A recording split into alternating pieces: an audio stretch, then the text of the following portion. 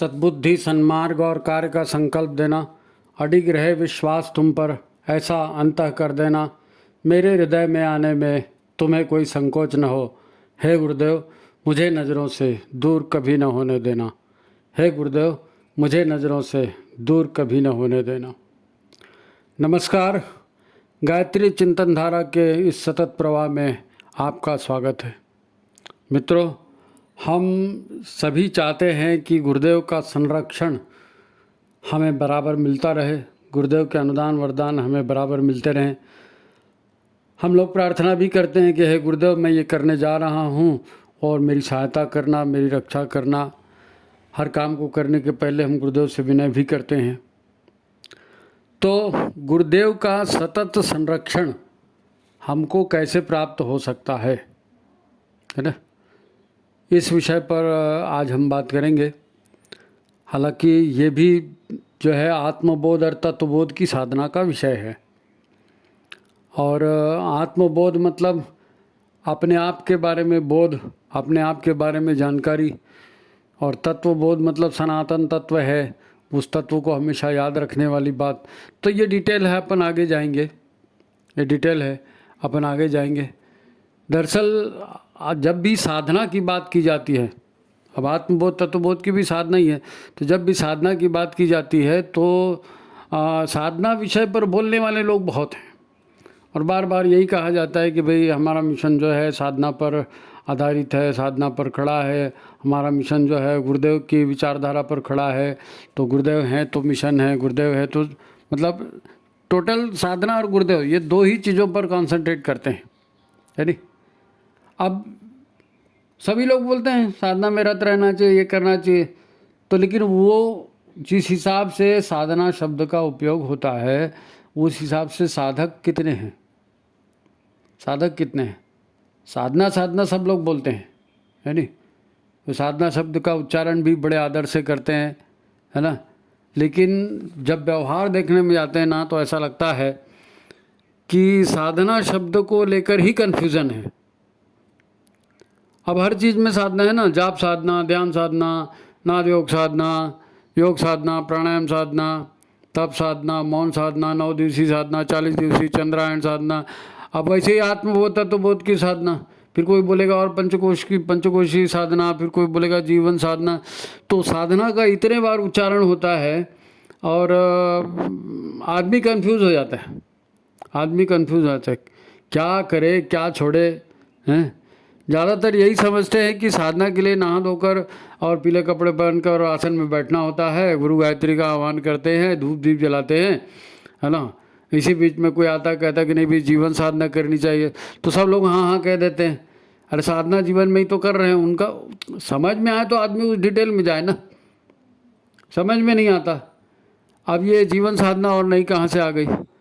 तो आज हम इसी विषय पर चर्चा करेंगे कि आत्मबोध और तत्वबोध की साधना का क्या अर्थ है और ये साधना कैसे की जाती है नी। आज हम इसी पर चर्चा करेंगे। गुरुदेव ने आत्मबोध और तत्वबोध की साधना पर बोलते हुए काफ़ी कुछ बोला है, अलग अलग समय पर इसको बोला है। और उसका सार मतलब यही है कि ईश्वर की सबसे बड़ी कृपा है कि उन्होंने हमें मनुष्य जीवन दिया, है ना। जीवन दिया माने समय दिया, बुद्धि दी, परिवार दिया, गुरु दिया, कई तरह के साधन सुविधाएं हमको दी। ये सब ईश्वर ने दी है, इसलिए हमको मिली हैं, है ना। और अन्य प्राणियों से ज़्यादा और विशेष मिली है नी।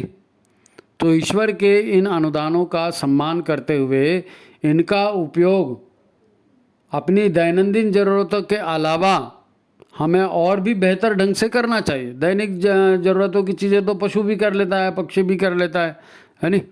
अब हम मनुष्य हैं तो हमारी आत्मा की उन्नति कैसे होगी, संसार की बेहतरी कैसे होगी, क्योंकि ईश्वर ने हमको ज़्यादा एडवांटेज दिया है ना, तो इसका सदुपयोग करना पड़ेगा, है ना। सैद्धांतिक रूप से सब लोग ये बात जानते हैं, सब लोग ये मानते हैं कि जीवन का सारा समय जो है हमारा यूं ही चला जाता है, अहंकार की रक्षा में, भोग विलास में, कभी बीमारियों में, कभी झगड़े टंटे में, है ना। तो हमें अपने चिंतन और अपनी जो क्रिया है इसमें तालमेल बनाना पड़ेगा। चिंतन और क्रिया में तालमेल। हम अखंड ज्योति पढ़ते हैं, कोई प्रवचन सुनते हैं तो बड़े विचित्र मतलब एक नए भाव में चले जाते हैं, लेकिन जब दैनिक जीवन में आचरण करने आते हैं तो सब पूरा माहौल ही बदल जाता है। फिर आचरण अलग टाइप का होता है, चिंतन अलग टाइप का होता है नी। तो क्रिया हमसे वही हो जो हमारे चिंतन का विषय है, जो हम सोचे वही हम करें। और कब करें? अभी करें, जब ज्ञान मिल गया है, चिंतन मिल गया है तो उस पर आचरण करें। कबीरदास जी ने कहा था, है ना, कबीरदास जी का सूत्र है, काल करे सो आज कर, आज करे सो अब, पल में परलय होएगी बहुरी करेगा कब, है नी। तो ये जो संत कबीर का जो फार्मूला है, गुरुदेव इसी फार्मूले को आगे बढ़ाते हुए कहते हैं कि समय की कीमत जानो, है नी, अपना एक एक मिनट बेकार न जाए, है नी। इसलिए अपने लिए सुबह से रात तक का टाइम टेबल बनाओ। इसमें स्वाध्याय को भी जगह होनी चाहिए, उपासना को भी जगह होनी चाहिए, सेवा के लिए भी समय रखो। ये रूटीन में आना चाहिए सारा। शरीर चलाने के लिए जो जरूरी है वो तो ठीक से करना ही है, उसके अलावा हमको ये सब करना चाहिए। आखिर आत्मा भी हमारी है, उसकी भी उन्नति होनी चाहिए। आत्मा की खुराक है सच्चिंतन, आत्मा की खुराक है सत्कर्म, है नी। आत्मा को खुराक नहीं मिलेगी तो आत्मबल नहीं मिलेगा ना, और फिर आत्मबल नहीं मिलेगा तो आत्मा संकल्प कैसे पूरे होंगे? संकल्प तो आत्मबल से पूरे होते हैं ना। देखो, हमारे जीवन का अधिकांश समय और अधिकांश कर्म फालतू के कामों में चला जाता है।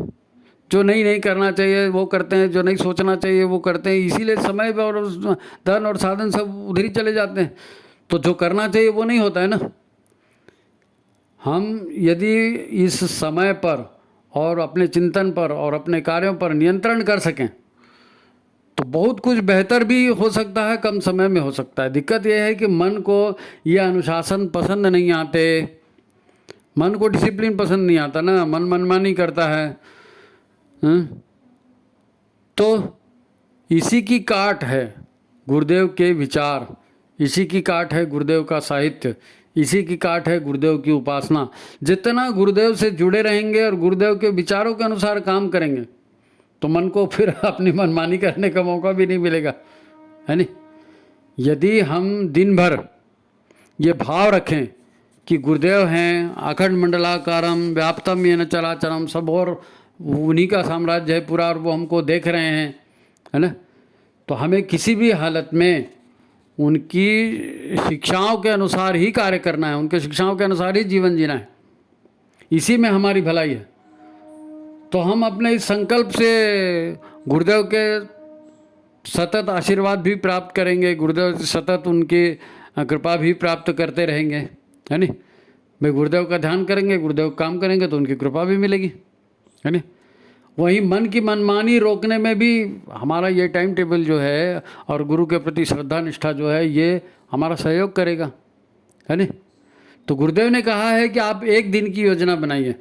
अगर सुबेरे जब सोकर उठते हैं तो मान लीजिए आपका नया जीवन हुआ है और ये जीवन एक ही दिन का है, तो एक ही दिन का जीवन है तो क्या क्या अच्छा हो सकता है? तो सबसे पहले तो ईश्वर को धन्यवाद देंगे कि हे भगवान, अच्छा किया आपने हमको मनुष्य पर जीवन दिया, इतने अच्छे माँ बाप दिए, इतना अच्छा माहौल दिया, इतनी शिक्षा दी, ये दिया वो दिया। तो उसके लिए गुरुदेव का धन्यवाद करना है। और अपने लिए फिर आज क्या ज़रूरी हो सकता है, मेरी प्रायोरिटी क्या है, तो जो ज़रूरी होगा उसमें नौकरी धंधे का भी है, घर का भी है, सारे काम की एक लिस्ट बना लें, टाइम टेबल बना लें, उसके अनुसार जो है जीवन चलाएं। तो समय संयम, इंद्रिय संयम सब चालू हो जाएगा उधर, है नी। गुरु की उंगली पकड़कर चलना, गुरु की उंगली पकड़कर चलना, ये इसी तरह संभव हो पाएगा, ये इसी तरह संभव हो पाएगा। दरअसल लोग ना साधना शब्द सुनते ही डर जाते हैं। अरे साधना, ये कोई साधु संत का विषय है भाई, हम लोग तो गृहस्थ हैं, हम लोग ज़्यादा साधना उतना नहीं करते, जितनी शक्ति उतनी भक्ति पता नहीं कितनी शक्ति और कितनी भक्ति, लेकिन कहते सब वैसी है ना। जबकि साधना का अर्थ यही है कि अपनी शक्ति और अपने साधनों का सदुपयोग, है नी। तो हम साधना को समझेंगे, आत्मबोध और तत्वबोध की साधना है, एक दिन का शेड्यूल है आपका, एक दिन के लिए आपने टाइम टेबल बना लिया है। आज मेरे को गुरुदेव के विचारों के अनुसार मैंने ये समय बनाया है, तो अब मेरे को भटकना नहीं है और मेरे 24 घंटे अब इसी के हिसाब से चलने चाहिए। अब सुबह 5 मिनट आपने बोल दिया और शाम को 5 मिनट बोल दिया, और दिन भर कौन है आपके साथ? तो दिन भर गुरुदेव का स्मरण करेंगे, जो सुबेरे बोला गया उसको स्मरण करेंगे, है नहीं। साधना शब्द क्यों कहे? आत्मबोध तत्वबोध पर हम चर्चा करेंगे कि आत्मबोध और तत्वबोध से इन कामों को हम कैसे पूर्णता दे सकते हैं, कैसे इसको बढ़िया ढंग से क्रियान्वित कर सकते हैं। ठीक है। तो साधना बोलने से ना, साधक किसको साधा जाता है, किसको साधा जाता है? हमको ये पता चलेगा कि हमको किसको साधना है, तो हम दिन भर जो है ना उसके तरफ ध्यान देंगे और भटकेंगे नहीं। हमको मालूम होना चाहिए कि किसको साधना है, कहाँ गड़बड़ हो रही है, हमारे भीतर ऐसा क्या है जिसे साधना जरूरी है, जिस पर कंट्रोल जरूरी है नहीं। अब इसको अपन एक उदाहरण से समझते हैं, है ना। क्या है? साधना का सबसे बढ़िया उदाहरण साइकिल है। हम में से अधिकांश लोग साइकिल चलाना जानते हैं, है ना। तो साइकिल चलाते हैं तो क्या करते हैं? साधते हैं साइकिल को। काहे से साधते हैं? हैंडल पकड़ के। क्योंकि साइकिल जो इतनी बड़ी साइकिल होगी, 2 चक्के उसमें होंगे, लेकिन चक्के का आधार जो ज़मीन में टच होता है वो तो 1.5-2 इंच का ही होता है, उससे ज़्यादा होता नहीं। अब इसके ऊपर 50-60 किलो का आदमी बैठेगा तो जाहिर है कभी वजन बाएं जाएगा, कभी दाएं जाएगा, कभी आदमी गिर भी सकता है नहीं। तो लोग साइकिल चलाते हैं तो क्या करते हैं? हैंडल को लेफ्ट या राइट झुका करके बैलेंस को कंट्रोल करते हैं। तो हमने सुबेरे संकल्प लिया, है नहीं। आत्मबोध और तत्वबोध की साधना, सुबेरे संकल्प लेते ना, मेरे को दिन भर क्या किस टाइम टेबल से चलना है। अब आपने संकल्प तो ले लिया, लेकिन जैसे ही आप उठेंगे, प्रातः क्रियाएँ करेंगे, पूजा पाठ करेंगे, फिर घर में कोई मेहमान आएगा, फिर पेपर देखेंगे, टीवी देखेंगे, नहीं मालूम क्या क्या करेंगे, तो कितने चांसेस हैं यहाँ भटकने के, कितने चांसेस है भटकने के। मन बहुत कुछ करने को कहेगा, तो किसको कंट्रोल करेंगे, कैसे कंट्रोल करेंगे? हमको ध्यान देना पड़ेगा कि मन में हमारे क्या बात आ रही है और गुरुदेव से हमने क्या प्रॉमिस किया है। तो जो गुरुदेव से प्रॉमिस किया उसके हिसाब से दिन कटेगा ना, उसके हिसाब से दिन कटेगा। ये साधना जो है ना, ये समझने की चीज़ है। अभी देखो लोगों को यही समझ में आता है कि भाई अपने आप को कैसे साधा जा सकता है, अपने आप को कैसे साधा जाता है। संकल्प पत्र आता है, संकल्प पत्र भर देते हैं, संकल्प लेने लिया जाता है, संकल्प ले लेते हैं, लेकिन करते वही हैं जो आदत से करते आए हैं। तो मतलब क्या निकला? अरे भाई, हमारे भीतर जो आत्मा है, हमारे भीतर जो चेतना है, ये शरीर उसको मिला है। आपने तांगा बैलगाड़ी आजकल ज़्यादा चलते नहीं है, लेकिन तांगा एक गाड़ी होती है उसको घोड़ा खींचता है, और एक बैलगाड़ी होती है उसको बैल खींचता है। ठीक है। तो अब तांगा या बैलगाड़ी कोई घोड़े या बैल की मर्जी से नहीं चलती, ये चलती है उस मालिक की मर्जी से। तांगे वाला जो है, बैलगाड़ी का ड्राइवर जो है, बैलगाड़ी का चालक जो है, वो अपनी मर्जी से घोड़े को या बैल को चलाता है। कैसे चलाता है? उसके नाक में एक रस्सी बंधी होती है नहीं, और वो रस्सी खींचता है तो बैल के, घोड़े के वो नाक में तकलीफ होती है, तो जिधर जाना होता है उधर का इशारा करता है गाड़ी वाला, तो फिर घोड़ा या बैल उधर ही मुड़ जाता है। अब मुड़ जाता है तो रस्सी ढीली कर दी जाती है, तो फिर घोड़ा भी आराम से, बैल भी आराम से चलने लगता है नहीं। ऐसे ही हमको अपने मन को टाइट करना पड़ेगा, अपने मन को खींचना पड़ेगा। कैसे खींचेंगे? मन को आप वॉच करेंगे ना, मन में क्या विचार आ रहे हैं, मैं क्या कर रहा हूँ, मैंने सुबह क्या संकल्प लिया था, इसको ध्यान देते हुए आपको वो लगाम खींचनी है। कौन सी लगाम? अरे गुरुदेव ने ऐसा कहा था, अरे हमने तो ये टाइम इसके लिए रखा था, अरे इससे तो स्वाध्याय का समय है, ये तो उपासना का समय है, ये तो घर में काम करने का समय है, तो ये तो हमारे शेड्यूल में नहीं था। तो जो हमने टाइम टेबल बनाया है उससे मन इधर भागता है, अलग दूसरा कुछ करूँगा सोचता है, तो जैसे वो तांगे वाला, वो घोड़े वाला, वो बैल की उसकी लगाम खींचता है ना, ऐसे हमको मन की लगाम खींच करके उसको सही रास्ते पे लाना पड़ेगा। कि भाई गुरुदेव ने ये कहा है, हमने गुरुदेव से प्रॉमिस किया है, गुरुदेव की जो है कृपा चाहिए, गुरुदेव का सहयोग चाहिए, गुरुदेव का आशीर्वाद चाहिए, तो गुरुदेव के हिसाब से चलो ना, चलो इधर चलो। तो अपने मन को समझा के फिर सही रास्ते पे लाना है नहीं? तो यही ये साधना है, और क्या है, यही साधना है। हर वाहन में हैंडल होता है, वो हैंडल उसी लिए होता है कि भाई जिधर घूमे उधर चलना है ना? तो मन भी है, तो मन तो अपना अलग ही भगता है ना। मनुष्य के शरीर में हम किसको साधते हैं? शरीर को साधते हैं, मन को साधते हैं, संस्कारों को साधते हैं, विचारों को साधते हैं, कंट्रोल करते हैं इनको, है नहीं? गुरुदेव ने इसीलिए कहा है साधना को ना, भगवान की कोई साधना थोड़ी होती है, उपासना भगवान की होती है, साधना अपने आप की होती है। कुछ समझा? देखो एक मज़ेदार उदाहरण और बताता हूँ। वो पहले एक विज्ञापन आता था कैडबरीज चॉकलेट का। तो विज्ञापन ऐसा था कि कोई एक स्टेडियम का सीन था, पता नहीं क्रिकेट स्टेडियम, फुटबॉल स्टेडियम, जो भी रहा हो। तो वहाँ एक लड़की दौड़ते दौड़ते आती है, मटकते मटकते एकदम, और वो थाली में चॉकलेट के बहुत सारे वो रखे रहते थे, कैडबरीज चॉकलेट के पाउच। तो उसमें एक पाउच उठाती थी और उसको खाती थी, और खाते हुए कहती थी बड़े अदा से, कैसे करूं, कंट्रोल ही नहीं होता। अरे कैसे करूं, कंट्रोल ही नहीं होता। तुमको डाइटिंग करनी है, तुमको मीठा नहीं खाना है तो मत खाओ, कौन फोर्स करता है? पर वो कहती है कैसे करूं, कंट्रोल नहीं होता। बहुत से लोग ऐसे ही कहते हैं। इसका क्या मतलब है? तो इसका मतलब ये है कि आदमी के शरीर में कोई ऐसी ताकत है जिसको आदमी के स्वास्थ्य से कोई लेना देना नहीं है, आदमी के फ्यूचर से कोई लेना देना नहीं, और उसको अपनी मनमर्जी करनी है। आदमी के जीवन के डिसिप्लिन से भी कोई लेना देना नहीं है? तो फिर ऐसा कौन है? तो इस तत्व को कंट्रोल करना पड़ेगा जो हमारी खुशियों के अगेंस्ट जा रहा है, जो हमारे संकल्प के अगेंस्ट जा रहा है। ये साधना का विषय है, ये साधना का विषय है। देखो शरीर तो अपने आप कुछ करता नहीं, जो मन कहेगा वही शरीर करेगा। तो कंट्रोल किसको करना पड़ेगा? मन को कंट्रोल करना पड़ेगा। मन कंट्रोल में होगा तो शरीर भी कंट्रोल में आ जाएगा, है नहीं? अब मन कैसे कंट्रोल में होता है?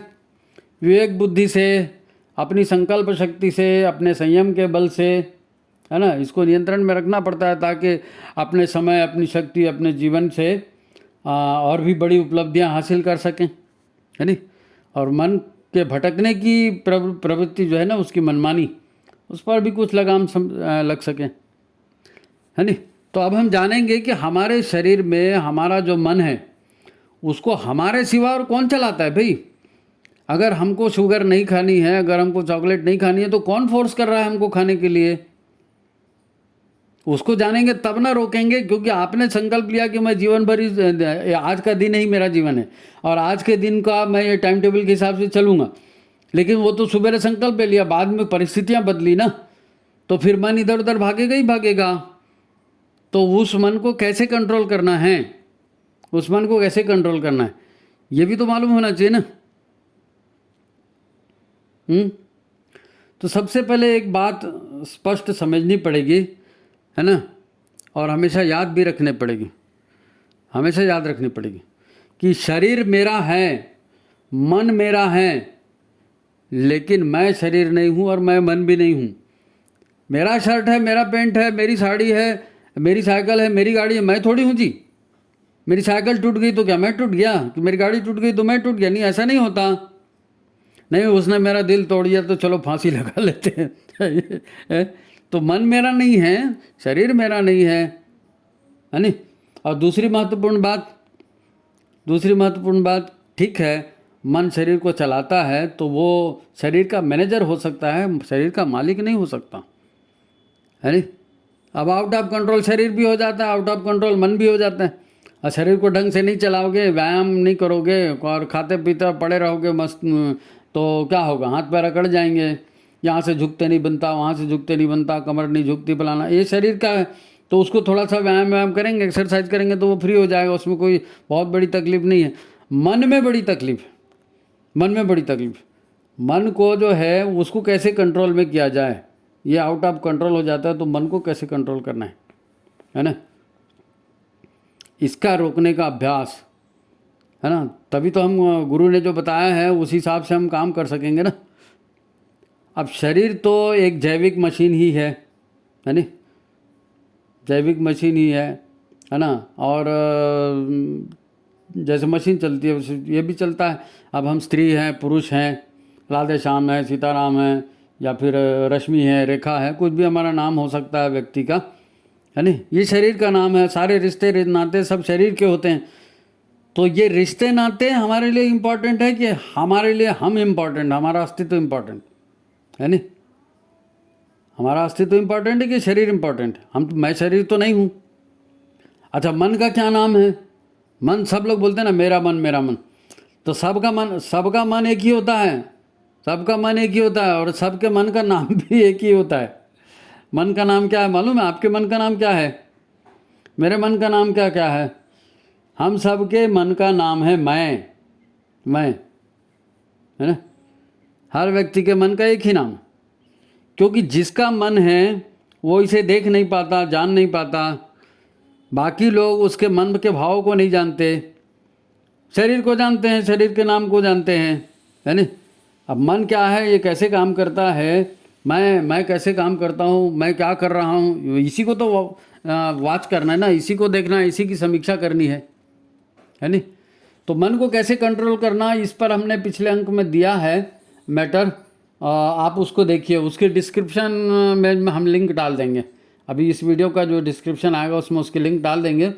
तो मन को कैसे कंट्रोल में करना, क्या करना, वो उसमें डिटेल में दिया है, तो आप उसको देख लेंगे। थोड़ा सा हम यहाँ संक्षेप में फिर भी बता देते हैं कि हमारा मन जो है ना, इसी को यदि हमको कंट्रोल करना है तो ये कैसे काम कर रहा है इसको समझना पड़ेगा, इसको वॉच करना पड़ेगा, और जहाँ ये गलत काम कर रहा है वहाँ रोकना पड़ेगा। तो हमारा मन जो है ये एक कंप्यूटर प्रोग्राम की तरह काम करता है। दिखता उगता तो है नहीं, किसी का मन थोड़ी दिखता है, लेकिन कंप्यूटर प्रोग्राम जैसे काम करता है, 4th डायमेंशन में समझ जाइए, है नहीं। अब इस मन की अपनी मेमोरी है, याददाश्त है, और इसकी याददाश्त में बहुत सारी इच्छाएं हैं, भावनाएं हैं, कामनाएं हैं, वासनाएं हैं, बहुत सारे संस्कार हैं, पुराने जन्मों के नहीं मालूम कितने जन्म ले डाले तब के जन्मांतर के संस्कार की फाइलें, स्वभाव, ये सब मन में सुरक्षित है, ये सब मन में सुरक्षित। अब मन इन्हीं फाइल को खोल देता है जब भी समय मिलता है ना, क्योंकि मन को इसमें बड़ा मज़ा आता है।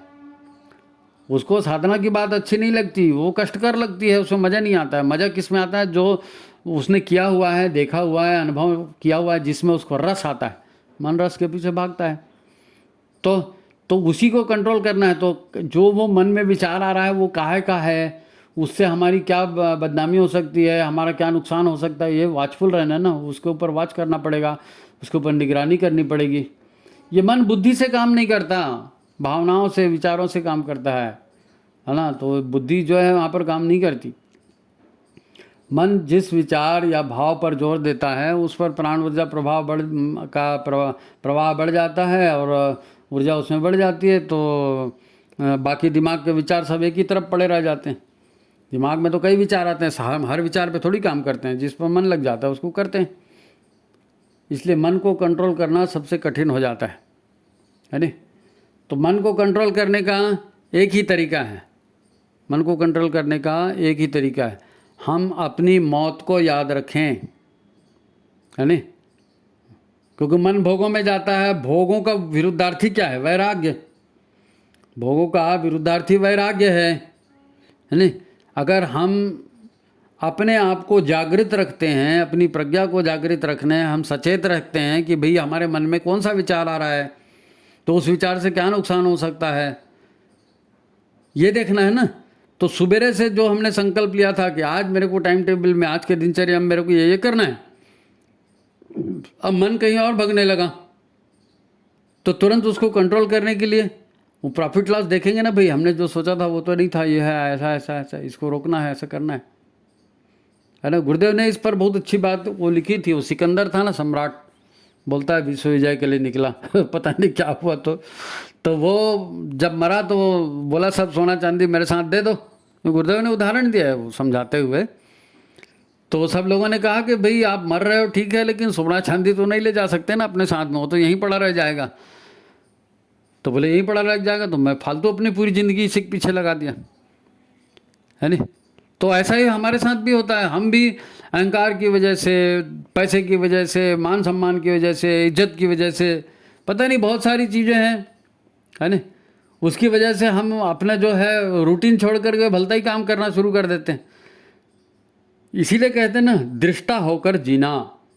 हमारे मन में जो विचार आ रहा है उसको देखेंगे, उस पर तुरंत रिएक्ट नहीं करेंगे, तुरंत प्रतिक्रिया नहीं देंगे। प्रतिक्रिया देंगे तो कर्म बंधन में बंध जाएंगे, फिर कर्म बंधन होगा तो फिर कर्मों का फल भी भोगना पड़ेगा। और दृष्टा होकर जिएंगे और जो गुरु ने कहा है वही काम करेंगे तो कर्म बंधन नहीं आएगा। तो गुरुदेव ने कहा है वही काम करेंगे तो कर्म बंधन भी नहीं आएगा ना। तुरंत प्रतिक्रिया नहीं देना है। किसी ने कुछ कह दिया, बुरा कह दिया, कोई बोला नहीं जी ऐसा नहीं हो सकता, तो आपको तुरंत उसको रोकना टोकना नहीं है। अरे भाई ठीक है, उसने लगा, उसने बोल दिया, करोगे तो वही, जो करोगे वही तो होगा ना, उसके बोलने से क्या होता है। तो कोई भी काम हो, कोई भी परिस्थिति हो, उसका विवेक बुद्धि से, प्रज्ञा से विवेचन करके उसके बाद उसको करना है कि नहीं करना ये तय करेंगे। यानी अगर तुरंत प्रतिक्रिया देंगे तो बुद्धि को, विवेक को काम करने का मौका ही नहीं मिलेगा ना। और फिर मन अपनी इच्छा से काम करेगा तो मन एवं मनुष्याणाम बंधन मोक्ष कारकम, ये मन जो है बांध देता है बार बार, ये अच्छा है, ये बुरा है, ये मेरा है, ये उसका है, लगेंगे उसमें, उसी में लगे रहो फिर। तो गुरुदेव ने कहा है वो सारी बात एक तरफ गई, है नहीं। तो ये कहने को आसान होता है कि एक एक दिन का हम बेहतर जीवन जिएं, एक दिन संकल्प कर लें, एक एक दिन निभाते रहें तो पूरी ज़िंदगी अच्छी हो जाएगी। बोलना आसान है, लेकिन इस पर कंट्रोल कैसे करोगे? कंट्रोल करना जरूरी है नहीं। मन तो संस्कारों की फाइल खोल देगा, तो उसको बोलना अभी ये फाइल है, अभी चुपचाप रखे रहो, अभी गुरुदेव के हिसाब से ये काम करना है। तो इसके लिए होश में रहना पड़ेगा, जागृत रहना पड़ेगा, है ना। ये सामान्यतः जो लोग जीवन जीते हैं ये मन के आधार पर जीते हैं, इसीलिए इसको निद्रावस्था कहा जाता है। जागो जागो, स्वामी विवेकानंद ने भी कहा था जागो जागो, मतलब क्या, सब तो जागे हुए प्रवचन ही सुन रहे थे ना, लेकिन विवेकानंद कहते हैं नहीं, जागो जागो मतलब मन क्या कर रहा है उसको देखो और मन को मनमानी मत करने दो, और वही करो जो धर्म युक्त है, कर्म युक्त है, जो गुरुदेव ने कहा है। इसीलिए विवेकानंद ने कहा जागो। तो ये निद्रावस्था में हर आदमी जी रहा है। जागृत होकर जीना है, मतलब चैतन्य होकर जीना है, तो प्रतिक्रिया नहीं करनी है, वाचफुल जीवन जीना है ना, चैतन्य होकर जीना है। तो ठीक है, जब बुद्धि को हम सात्विक विचारों से और विद्या के ज्ञान से संपन्न करते हैं, तब भीतर से फिर चेतना जागरण की संभावना बनती है नहीं। इसी प्रकार फिर हम जैसे जैसे जागृत होंगे, जैसे जैसे सचेत होकर काम करेंगे तो हमारा जीवन बेहतर होता चलेगा। ये लंबी अभ्यास प्रक्रिया है, इसमें कई तरह की साधनात्मक क्रियाएं करके मन में सात्विकता, शुचिता बढ़ाई जाती है और संकल्प पूर्वक जागृति का भाव, स्वभाव बनाया जाता है। हमने कहा वही आपको वाचफुल रहना पड़ेगा, एकदम हड़बड़ हड़बड़ में नहीं बनेगा। अपना मन अलग चीज़ है, ये महसूस करेंगे तब तो उसको न करेंगे। घर में नौकर रखते हो तो नौकर क्या कर रहा है उसकी निगरानी करते हो कि नहीं, तो हमारा मन भी नौकर है, तो मन क्या कर रहा है उसकी निगरानी करना, बस इतना ही है। और क्या है, कठिन लगेगा बोलना आसान है, कठिन लगेगा, लेकिन जागृत रहेंगे तो हो जाएगा। और फिर उसी आधार पर जो है आपकी आत्मबोध की साधना भी सफल होने की संभावना बनेगी, सफल होने की संभावना बनेगी। नहीं तो लोग यही सोचते हैं ना, अरे ठीक है, सोचना था सोच दिया, बोलना था बोल दिया, जीवन तो नहीं बदला। तो जीवन बदलेगा तब जब उसके ढंग से प्रक्रिया होगी, तब तो बदलेगा भाई, है।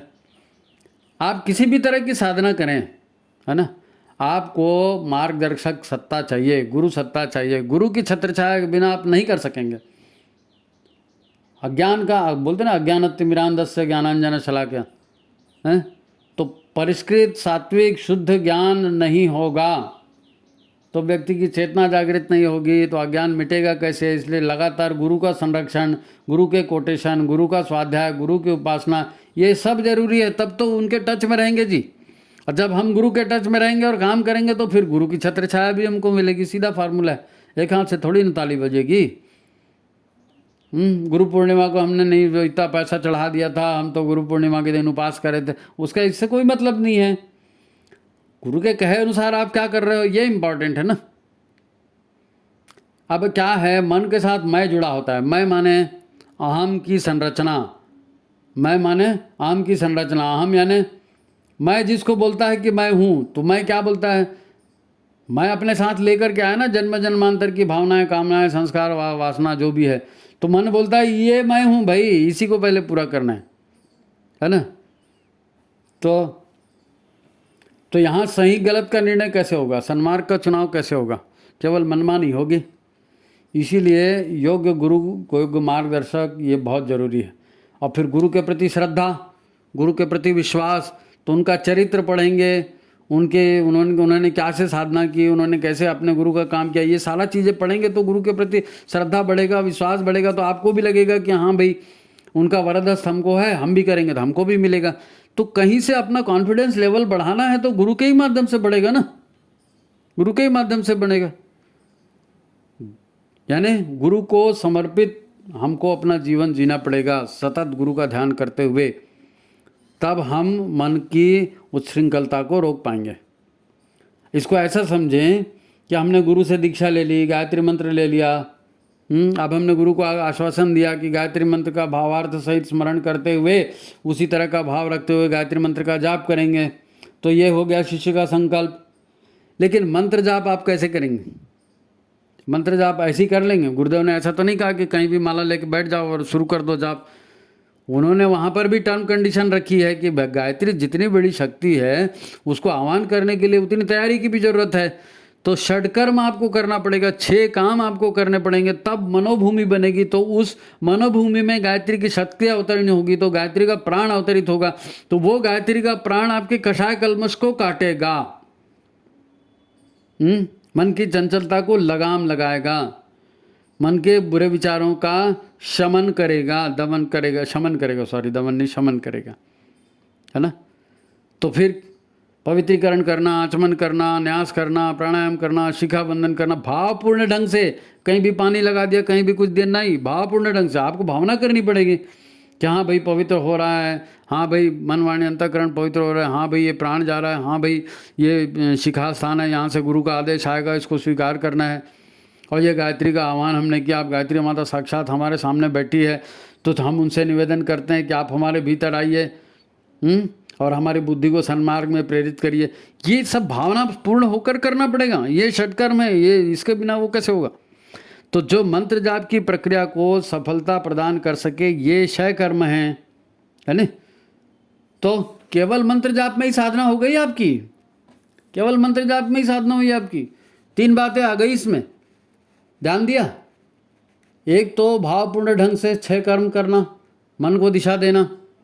दूसरा, गुरु की उपस्थिति, उनका मार्गदर्शन अनुभव करना है, मन को बताना कि तुम्हें अपने हिसाब से नहीं, गुरु के हिसाब से चलना है। ये 2 बातें हो गई। तीसरी बात और कौन सी आ गई? केवल मंत्र जाप की बात कर रहा हूँ। मंत्र जाप में तीसरी बात कौन सी आ गई साधना की? कि प्रक्रिया अपने अचेतन मन पर सद्बुद्धि की ऊर्जा द्वारा चोट, गायत्री मंत्र के जाप से हमारी बुद्धि को सन्मार्ग में प्रेरित करे। ये हैमरिंग है, चोट है। हमारी बुद्धि को सन्मार्ग में प्रेरित करो, हमारी बुद्धि को सन्मार्ग में प्रेरित करो। बार बार आप गायत्री माता से विनोद कर रहे हो कि हमारी बुद्धि को सन्मार्ग में प्रेरित करो। ये भी है उसमें, और इसी से मन के कषाय कल्मश कटेंगे, मन के कुसंस्कार कटेंगे। तो ये खाली गायत्री मंत्र के जाप में ही इतनी कलाकारी हो गई है नहीं।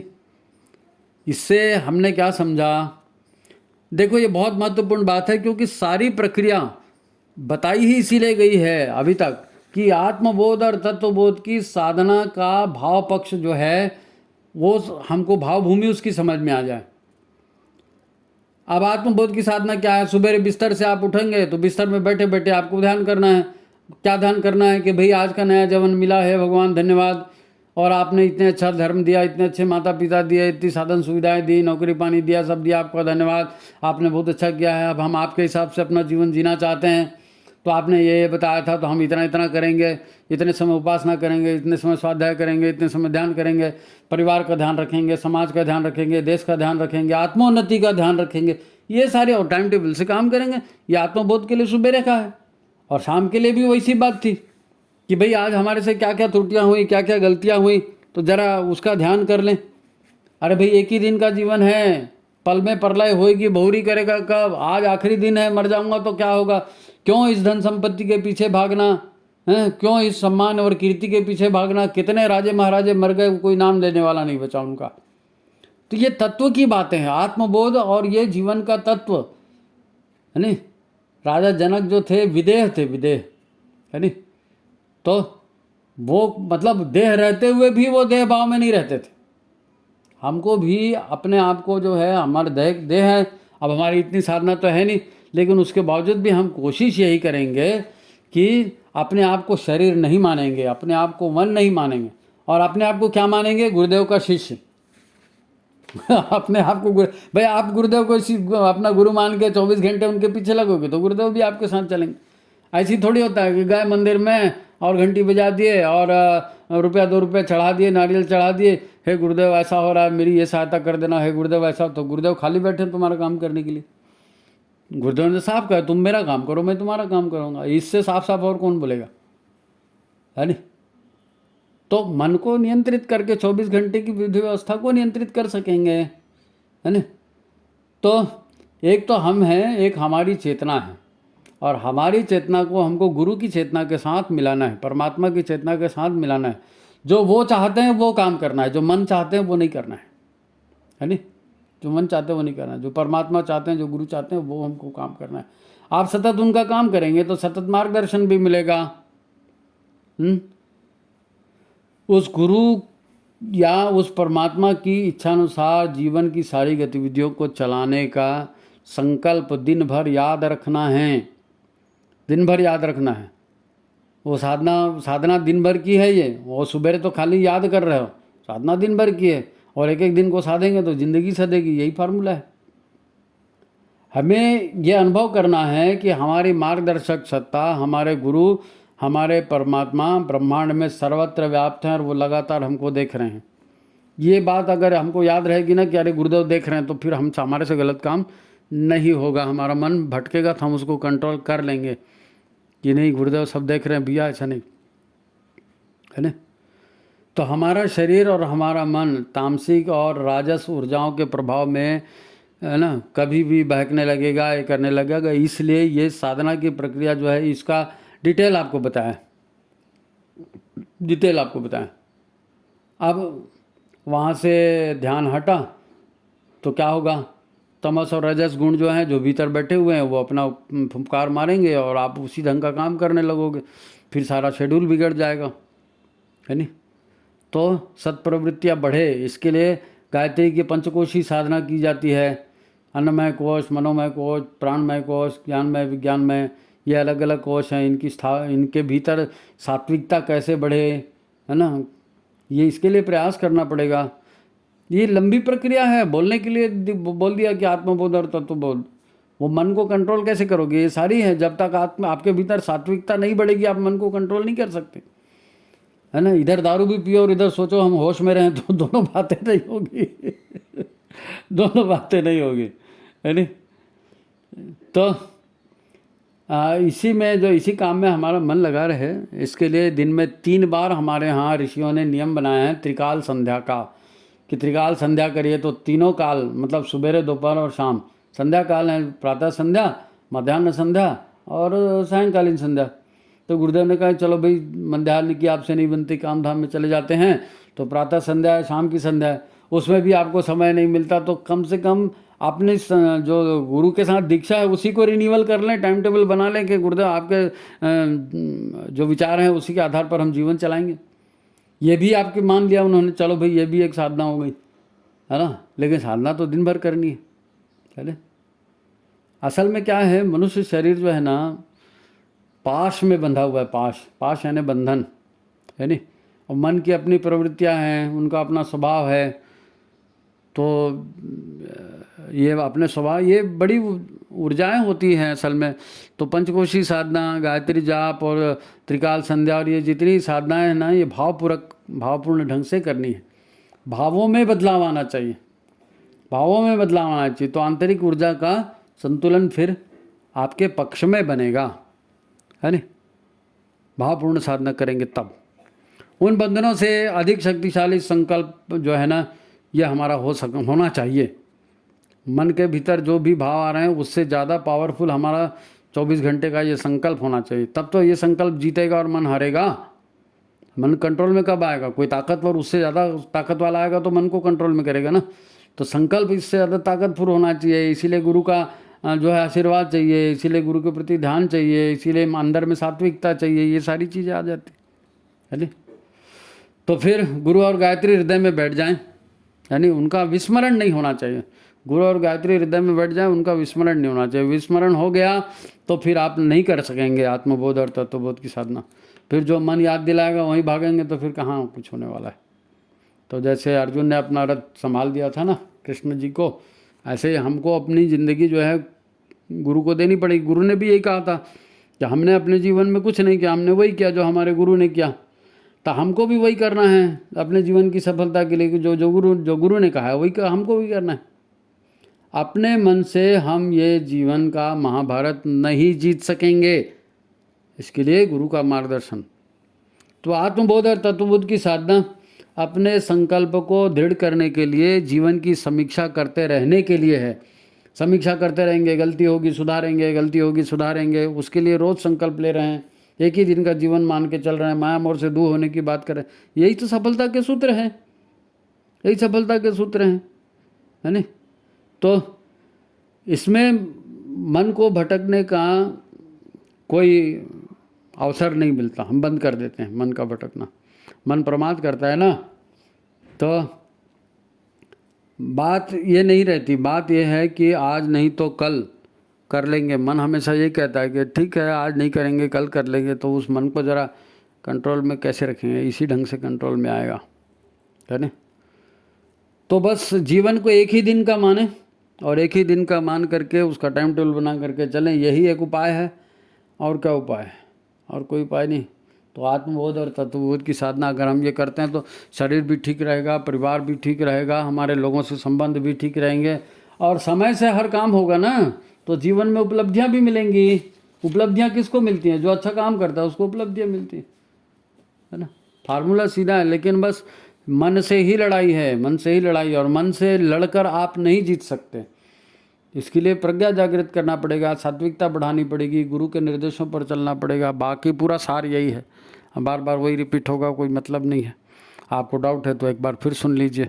हाँ, मन को कैसे कंट्रोल करना उसका हमने आपको बताया कि डिस्क्रिप्शन में हम उसकी लिंक डाल देंगे पिछले एपिसोड की, तो उसको भी एक बार आप सुन लीजिए। तो ये बात हुई पूरी आत्मबोध और तत्वबोध की साधना। तो आपकी ये साधना सफल हो, आप इस साधना में जो है विजय प्राप्त करें। इसी बात के साथ आज की बात समाप्त करते हैं।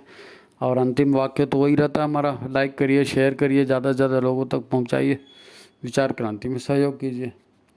तो ठीक है, आज की बात समाप्त। सभी को प्रणाम, नमस्कार।